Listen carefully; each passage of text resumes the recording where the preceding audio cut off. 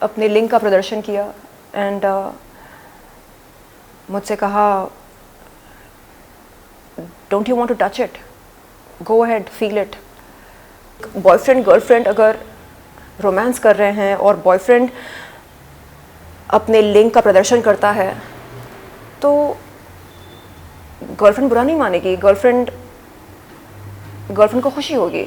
लेकिन अपने पैंट्स में हाथ डालकर अपना लिंक बाहर निकालकर उसे दिखाता हो तो ये एक प्लेजेंट एक्सपीरियंस कभी नहीं रह सकता। लोग कहते हैं आप तो अडल्ट कंटेंट क्रिएटर हो, अंग प्रदर्शन करते हो, तो आसान होता होगा ना आपके लिए किसी का लिंक अपने हाथ में लेना।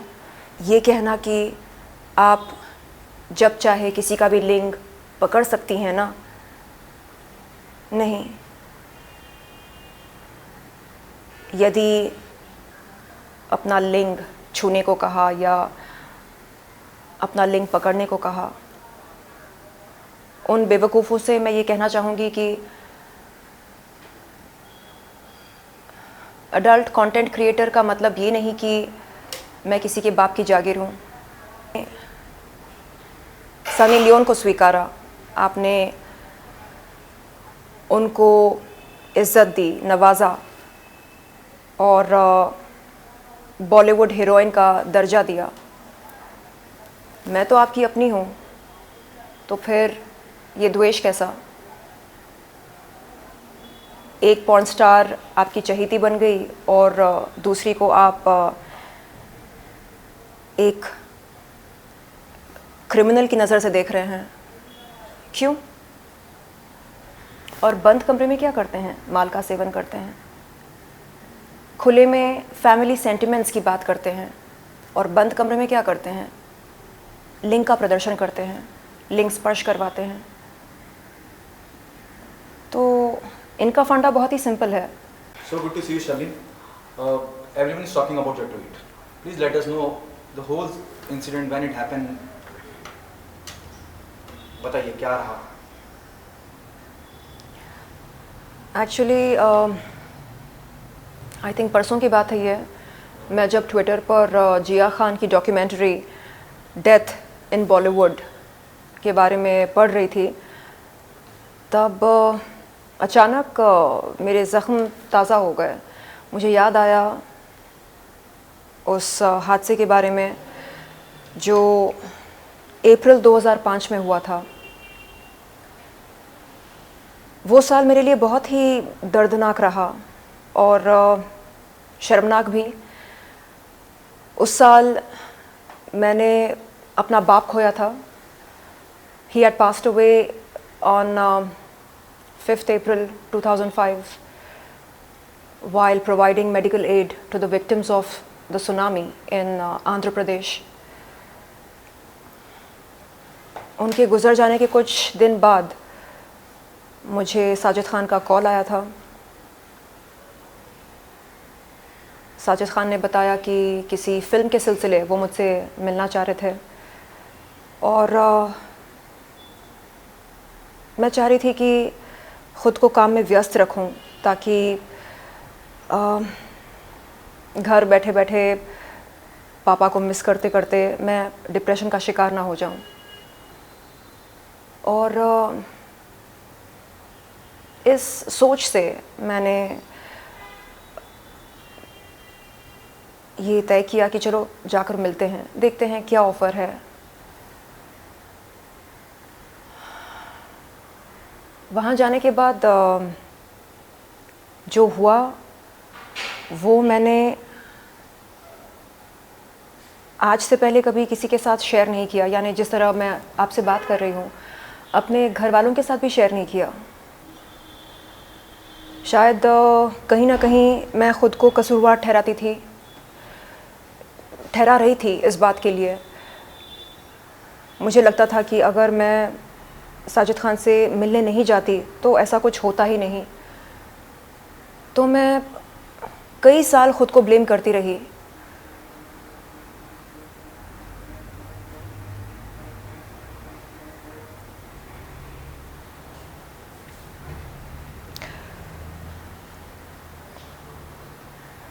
आज भी जब उस दिन के बारे में सोचती हूँ तो अजीब लगता है।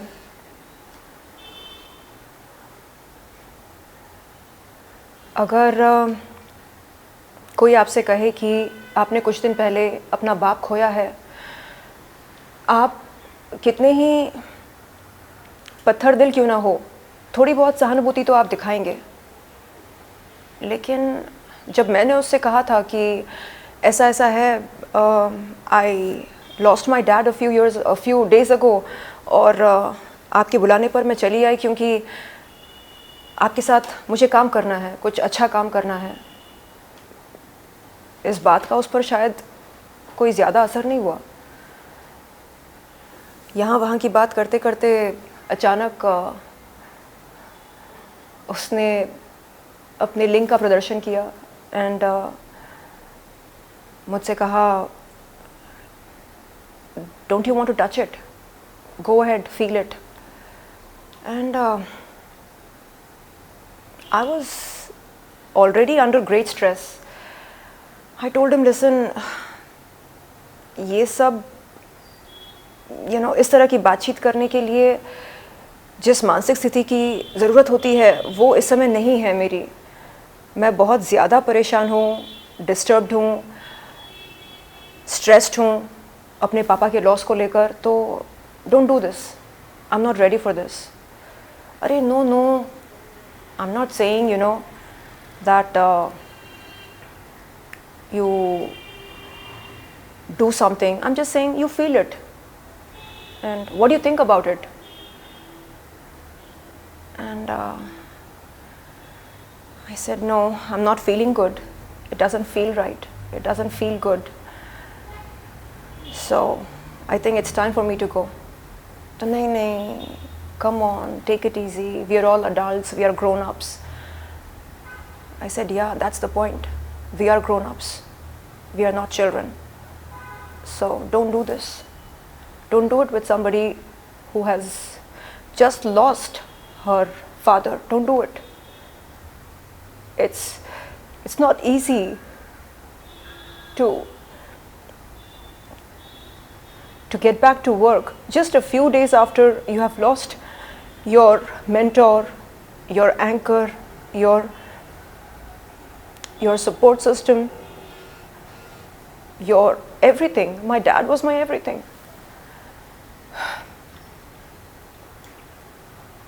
He didn't pay any attention to my words.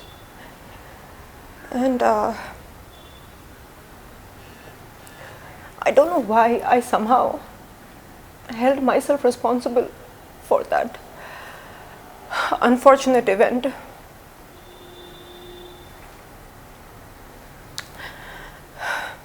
मैं यही सोचती रही कि कसूर मेरा है, अगर मैं नहीं जाती तो ये सब होता नहीं। लेकिन आज ये समझ में आता है कि अगर मैं नहीं जाती तो कोई और जाती। मेरा शोषण नहीं हुआ होता तो किसी और का होता। तो it's not about मेरा तेरा, it's about us.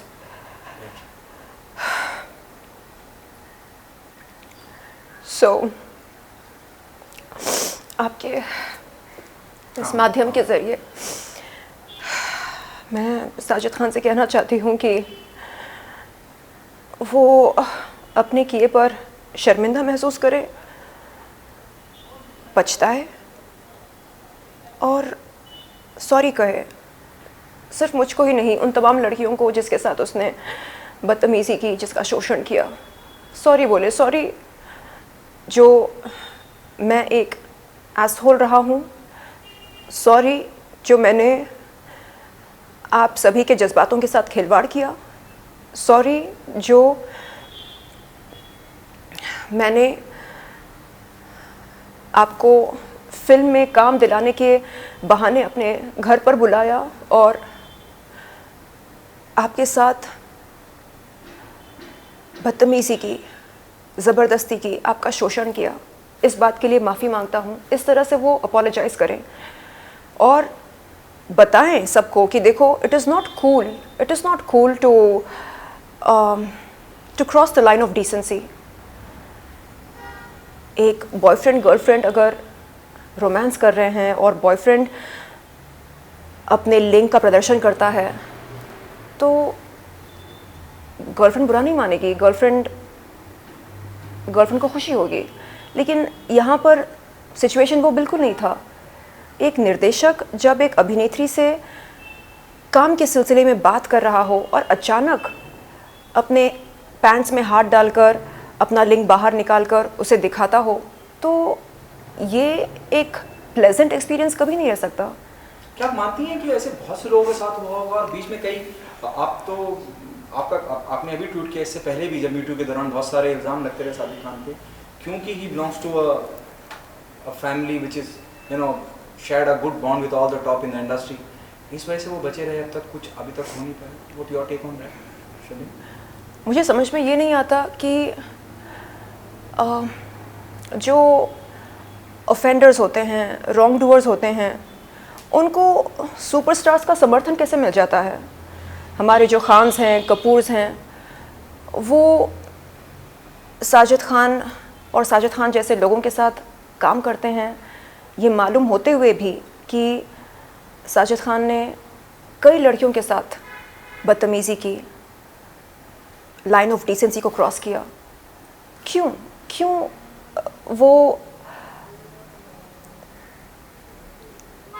उंगली नहीं उठाते साजिद के ख़िलाफ़? क्यों उन्हें ऐसे हादसे आपत्तिजनक नहीं लगते या आश्चर्यजनक नहीं लगते, शर्मनाक नहीं लगते? क्यों?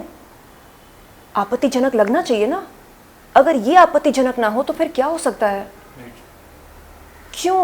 क्या मजबूरी है इन सुपरस्टार्स की जो ये काम करते हैं ऐसे लोगों के साथ? Do you think Farah is the reason behind it? मैं फराह खान जी की बहुत इज़्ज़त किया करती थी। मैं ये मानती थी कि तो क्या हुआ अगर उनका भाई ऐसा हो, शायद वो एक बहुत अच्छी इंसान होंगी। लेकिन एक बार भी फराह खान ने ये स्टेटमेंट नहीं दिया मीडिया में कि जो कुछ भी मेरे भाई ने किया उसके लिए मैं माफ़ी मांगती हूँ, मैं तहे दिल से शर्मिंदा हूँ, मैं अपोलोजाइज़ करती हूँ, जो शर्मनाक काम किए हैं मेरे भाई ने उसके लिए मैं शर्मिंदा हूँ। एक बार भी इस तरह का स्टेटमेंट नहीं आया उनकी तरफ से। क्यों? She herself is a female. She has to take part.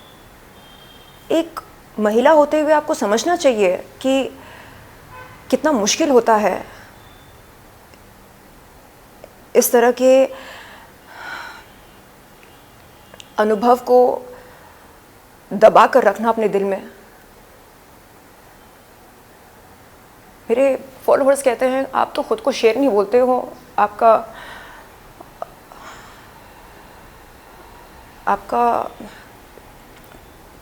ये जो है डिस्प्ले नेम ट्विटर पर शेरनी है, आपने तब आवाज़ क्यों नहीं उठाई?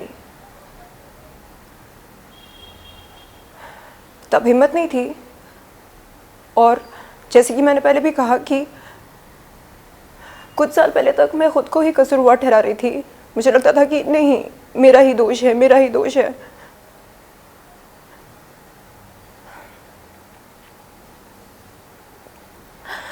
आसान नहीं होता ये सब बताना। I can understand. शलीम, क्या लीगल कार्रवाई करेंगी आप उनके खिलाफ?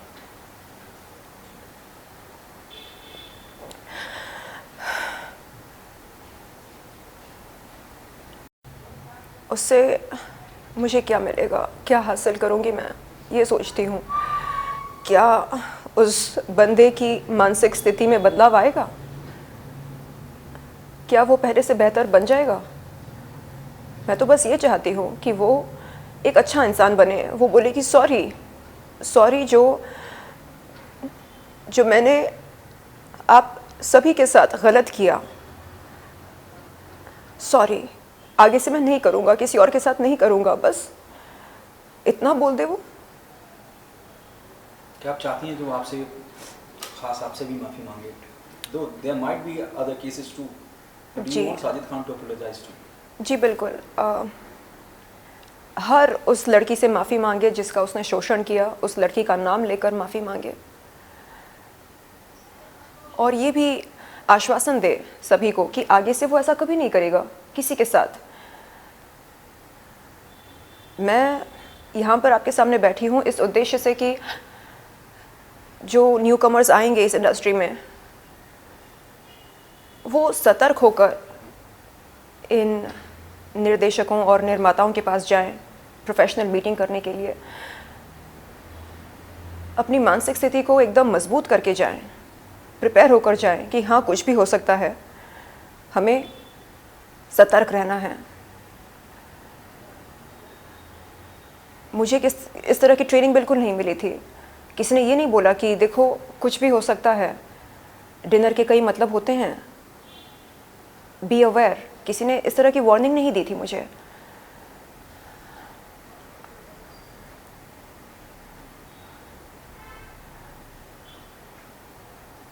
लोग कहते हैं आप तो अडल्ट कंटेंट क्रिएटर हो, अंग प्रदर्शन करते हो, तो आसान होता होगा ना आपके लिए किसी का लिंग अपने हाथ में लेना।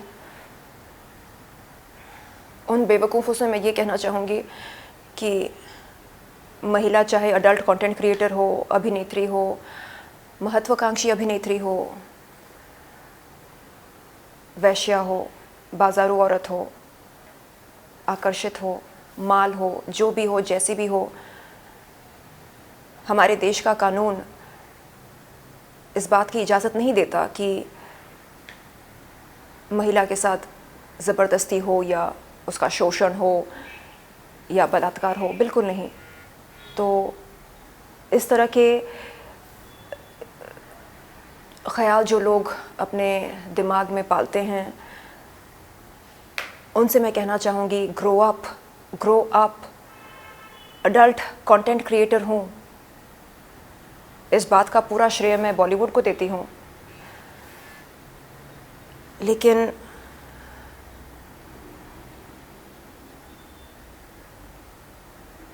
ये कहना कि आप जब चाहे किसी का भी लिंग पकड़ सकती हैं ना, नहीं। यदि लड़का मेरा प्रेमी हो तो बात अलग है। मैं साजिद खान के उनके पास गई थी केवल बात करने, फिल्म संबंधित बात करने। तो ये मतलब निकालना कि ठीक है आप मिलने गई तो क्या फ़र्क पड़ता है अगर उन्होंने ऐसा किया होगा या कहा होगा। फ़र्क पड़ता है, फ़र्क पड़ता है। This is unacceptable. सलीम, क्या कहना चाहेंगे आपके फॉलोअर्स या आपके हेटर्स जो गलत साइड पे खड़े हैं, वो क्या कहते हैं और आपका क्या कहना है उस बारे में? मेरे कुछ हेटर्स कहते हैं कि क्योंकि मैं अडल्ट कंटेंट क्रिएटर हूँ, अंग प्रदर्शन करती हूँ, इसलिए मुझे इस बात से दिक्कत नहीं होनी चाहिए कि किसी ने मुझको अपना लिंग छूने को कहा या अपना लिंग पकड़ने को कहा। उन बेवकूफ़ों से मैं ये कहना चाहूँगी कि अडल्ट कंटेंट क्रिएटर का मतलब ये नहीं कि मैं किसी के बाप की जागीर हूँ। Nudity does not give consent to anybody to molest me or exploit me or rape me. Never. आपने सनी लियोन को स्वीकारा, आपने उनको इज़्ज़त दी, नवाजा और बॉलीवुड हीरोइन का दर्जा दिया। मैं तो आपकी अपनी हूँ, तो फिर ये द्वेष कैसा? एक पॉर्न स्टार आपकी चहेती बन गई और दूसरी को आप एक क्रिमिनल की नज़र से देख रहे हैं। क्यों? मुझे याद है जब मैं बॉलीवुड के मशहूर निर्देशक निर्माता के पास काम मांगने जाती थी तो वो कहते, अरे आप में ना वो बात नहीं है। और मैं पूछती, सर कौन सी बात? नहीं, वो बात जो सनी लियोन में है। और मैं पूछती, अच्छा तो क्या करना चाहिए? अरे बनो उसकी तरह, एक सेंसेशनल पॉर्न स्टार बनो। आफ्टर ऑल तुम एक मामूली एक्टर हो। तो आज उन सब से मैं पूछना चाहूँगी कि क्या राय रखते हैं वो मेरे बारे में आज की तारीख में। अब तो बन गई हूँ ना आपकी अपनी देसी सनी लियोन। तो अब क्या मुझ में वो बात आ गई है जिसकी तलाश थी आपको?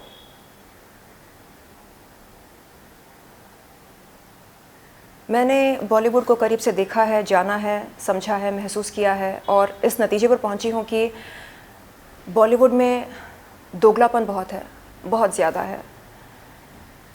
खुले में डिप्रेशन के नारे लगाते हैं, repeat after me, depression is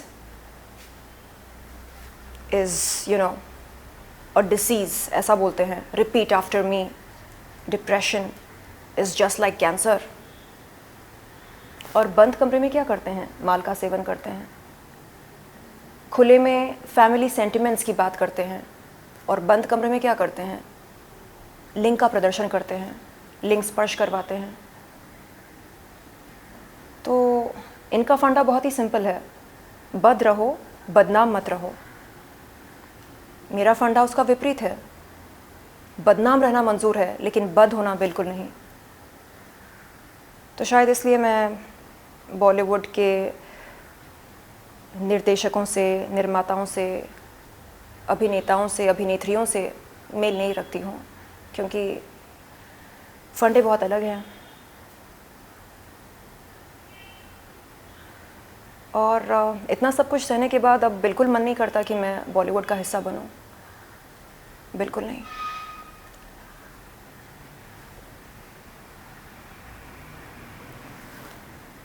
It's just not worth it. Thank you, Shalini. Thank you so much.